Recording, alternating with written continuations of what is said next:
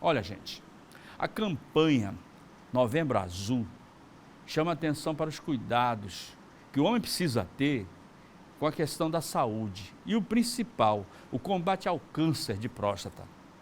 E você sabe que os especialistas, estou recebendo uma especialista, uma médica aqui, e aí você vai entender o porquê da prevenção, que é importante prevenir. É sempre a melhor opção, só para você ter uma ideia. Né? E esse trabalho de conscientização que é realizado todos os anos, as pessoas, mesmo com esse trabalho, campanha Novembro Azul, infelizmente tem muita gente que deixa de se cuidar, acha que não, isso nunca vai acontecer comigo, entendeu? Vamos falar sobre esse assunto. Eu recebo hoje aqui a urologista Patrícia Canela. Doutora, bom dia. Bom dia. Obrigado, Tudo por bem? você ter Agradeço vindo. o Bom convite. feriado para a senhora. Obrigada. Tá. Bom, ainda tem essa barreira, doutora, apesar de toda essa campanha, mobilização, foi preciso criar o Novembro Azul, exemplo do que já existe Outubro Rosa, não é, para as mulheres, para que o homem tome esse cuidado realmente? Então, Silvana, eu queria agradecer o convite, estar mais uma vez aqui conversando com vocês. E realmente, o Novembro Azul, ele foi criado em alusão ao Outubro Rosa, né, para a gente estar falando e alertando os homens. Porque a gente sabe que culturalmente o homem não vai no médico. Né? Então, ele deixa de ir no médico. Como você falou, quando você não previne, você acaba não dando um diagnóstico. E a gente sabe que a importância da prevenção é porque se eu der um diagnóstico precoce, eu consigo curar um câncer em até 95% das vezes. Então, isso são dados... Chega esse percentual até 95%? Chega, 90, só com a prevenção? Só com a prevenção. Porque, na verdade, eu prevenir não quer dizer que eu não vou ter. O homem ir no médico não quer dizer que ele não vai ter, mas eu consigo dar um diagnóstico precoce. Eu pego dou um diagnóstico no câncer inicial. E se eu tratar, ele fica curado. Tem outros cânceres que na hora que eu dou um diagnóstico, eu não consigo mais fazer muita coisa, entendeu? Sei. O homem ainda tem essa resistência, por exemplo, a questão do toque retal. O homem ainda tem uma certa resistência, mas essa seria a melhor forma de se detectar precocemente o câncer de próstata, doutor? Então, o câncer de próstata, em relação ao toque retal, que a gente fala, é muito cultural isso, né? Então, eu acho que às vezes até as brincadeiras que ficam na internet, isso acaba por afastar o homem do médico. Tem muito fake news que colocam. Exatamente. É um exame simples, é um exame rápido, não é um exame feito apenas por urologistas, tá? O coloprocto, médico dos intestinos, também faz esse exame. E é um exame porque qual é a importância do toque retal? O toque retal é a forma que nós especialistas temos de examinar o paciente. Então, às vezes, os exames estão todos normais, PSA, ultrassom, e nós temos um toque alterado. Então, 15% desses pacientes que têm todos os exames normais têm toque alterado. Isso aí pode dar um diagnóstico. Então, eu já tive paciente, por exemplo, que estava com os exames normais, na hora que eu fui fazer o toque, eu palpei um nódulo. Eu indiquei uma biópsia, estava lá um câncer. Né? Então, ele é importante sim, o toque retal. Dá uma margem de segurança maior. Maior, exatamente. São exames complementares, né? Lógico, a gente tem hoje a ressonância multiparamétrica, nós temos hoje ultrassom, a gente tem história física, história familiar, né? Mas o exame do toque retal, ele é um exame complementar e necessário, né? Doutora Patrícia, quais os sinais de alerta que o cidadão pode ter e que diz, não, preciso ir ver imediatamente o que está acontecendo, que é claro, para fazer a prevenção. Que sinais ele pode ter? Então, normalmente, o câncer de próstata, ele não dá sinais. Daí o problema que a gente sempre está falando, que o paciente não vai no médico porque ele é assintomático. Por que ele é assintomático? Porque a localização dele é na periferia da próstata. Então, ele cresce sem causar obstrução. Mas a gente tem sempre que alertar que sangramento na urina, dor para urinar, né? O jato de urina fraco, dor óssea, porque na verdade a primeira fonte de metástase do câncer de próstata são os ossos. Então às vezes a gente recebe paciente com dor na coluna e aí vai procurar, vai investigar e ele está com câncer de próstata. Dor óssea, o primeiro sítio de metástase são os ossos.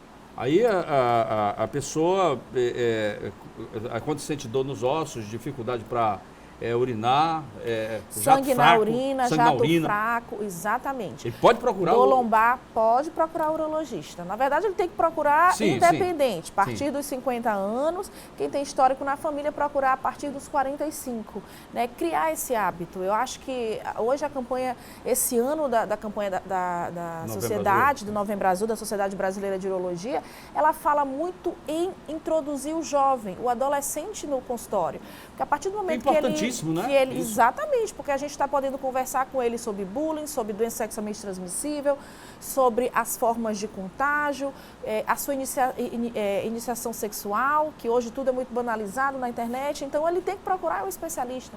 Então, a partir do momento que você cria, né, essa cultura do menino ir no urologista, quando chegar na fase adulta, ele não vai ter problema de ir no urologista. Ele vai tranquilamente quando chegar nos 50 anos, né? Porque ele está indo desde pequeno. Sim, ele já tem o hábito. Exatamente, criar o hábito. A senhora como especialista na área, tem um número de jovens, o jovem procura o urologista ou...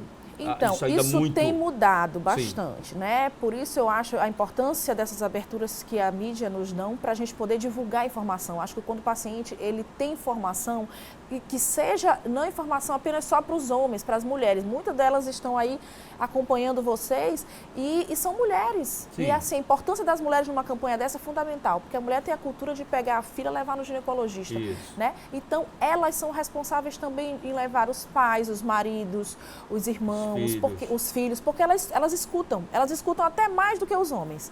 Então, ela pega, chega no consultório, está lá. Quem vai levar o adolescente no consultório? É a mãe.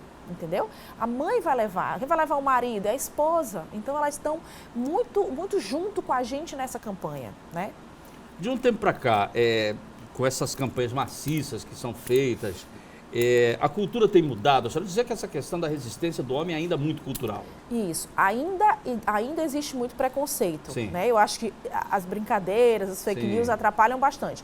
Mas isso tem mudado muito, porque assim, a gente sempre está conversando e principalmente em novembro em diante, a gente recebe realmente a quantidade de pacientes de uma demanda maior, né?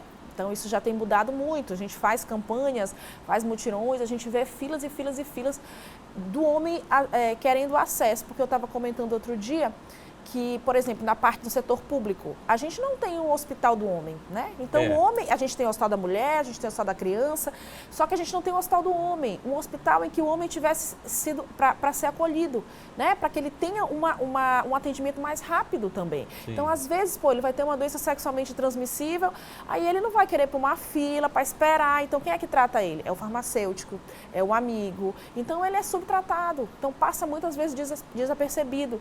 Então, às vezes, muitas das vezes, por exemplo, a gente tem uma incidência aqui no Maranhão de câncer de pênis muito grande.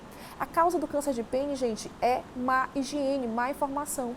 Então, se você vir no interior, cheio de pacientes, a gente recebe ali, trabalho no Hospital Geral, o Hospital do Câncer do Maranhão, e a gente recebe muitos pacientes com câncer de pênis. No interior, a situação é... Muito, porque às vezes eles não sabem... Isso por falta de informação? Falta de informação, porque eles estão achando que é besteira e tudo, e a gente às vezes pergunta, quanto tempo o senhor tem esse problema? Né? Doutora, eu tenho isso 10 anos, é inacreditável, porque tem pacientes que ainda têm relação com aquelas lesões, né?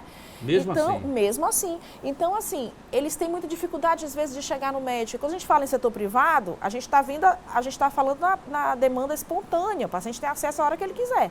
Agora, e o público, né? Pois é. Então, às vezes, eles sofrem bastante por isso, não conseguem chegar, porque a gente não tem uma rede de apoio muito grande ao homem, né? Então, precisaria disso realmente. E o que precisaria para que, de repente, pudesse haver esse suporte?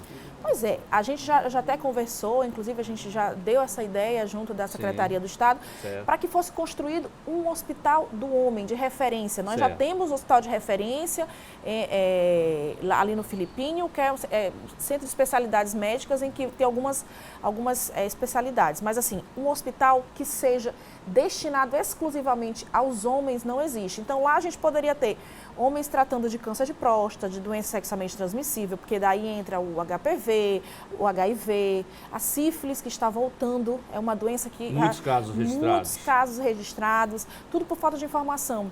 O bullying, a própria violência contra o homem, porque não existe só violência contra a mulher, gente, existe também violência contra o homem, né? A depressão, o suicídio, tudo isso seria englobado dentro da parte muito grande para o tratamento do homem. E ele seria até mais acolhido.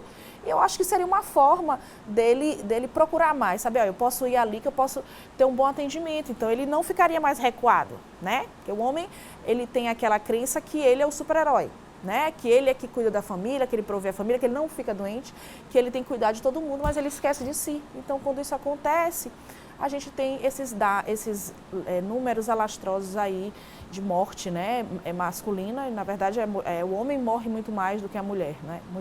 A expectativa de vida masculina é muito menor do que a feminina. Né?